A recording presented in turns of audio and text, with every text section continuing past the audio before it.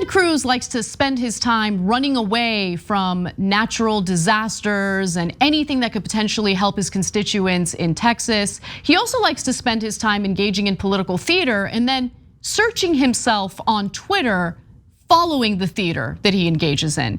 Case in point, the Supreme Court nominee, Judge Jackson, she's been dealing with the Senate hearings for her confirmation, and it has been an absolute clown show with one Republican senator after the other engaging in culture war nonsense, asking her questions that have nothing to do with the position that she's supposed to be confirmed for, just complete garbage. And there was this one moment between Ted Cruz and Dick Durbin, Senator Dick Durbin, who's the chair of the Senate Judiciary Committee, that was incredibly frustrating to watch and was very clearly nothing more than theater. And immediately afterward, what did Ted Cruz do? Well, why don't we read from Los Angeles Times reporter Nolan Mccaskill, who said this and shared a picture. Ted Cruz looks like he's checking his mentions after his back and forths with Ketanji Brown Jackson and Dick Durbin. He's had his head down during all of Coons's testimony, even as Sass and Tillis are clearly listening to their Democratic colleague and the nominee before them.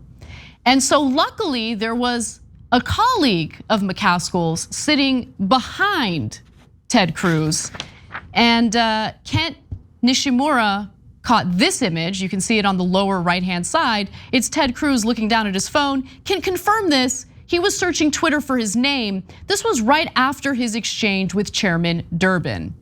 And you might be wondering, what was that exchange? Unfortunately, let me remind you all of what that looked like. Why are you not allowing her to answer the question? There's not another senator here that you've not allowed her to answer the question. I'm not asking another question, but allow her to answer the question, Chairman Durbin. Thank you, Chairman. Why do you not want the American people to know what happened in the Stewart case or any of these cases? Chairman Durbin, I've never seen the chairman refuse to allow a witness to answer a question.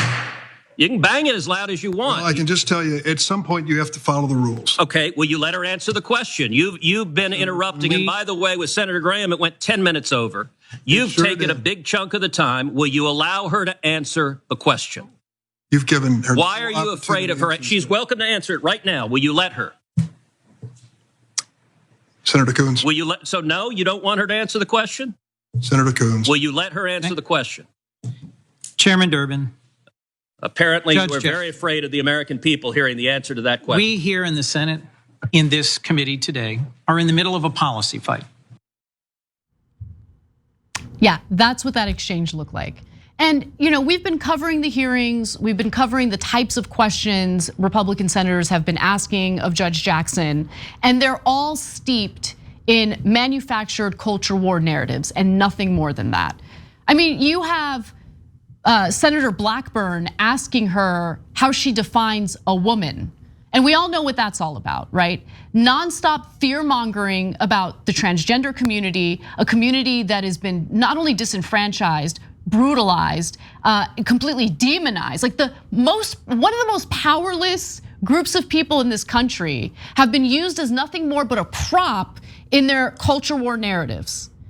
And while they engage in this theater, and that's all it is to them, they're not interested in representing your best interests. They're not concerned at all about any type of economic anxiety you may have, despite their faux populist rhetoric. They're not worried about anything that impacts your life day in, day out. They don't even care about the Supreme Court nomination. All they see this as is a stage in which they're able to posture, to engage in theatrics, to make it appear as though they're doing something, when in reality, they are doing nothing.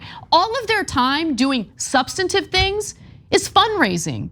And anytime there's any attention toward a political hearing, any type of political debate or discussion, they just use it for posturing.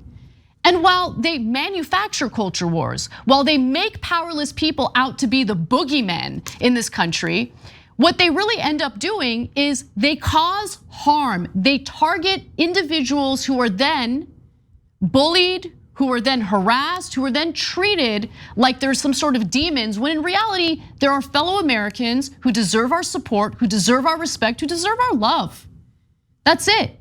The only reason why they're utilized this way and treated with such hatred by these Republicans and by these lawmakers is because these lawmakers have nothing else to offer their voters.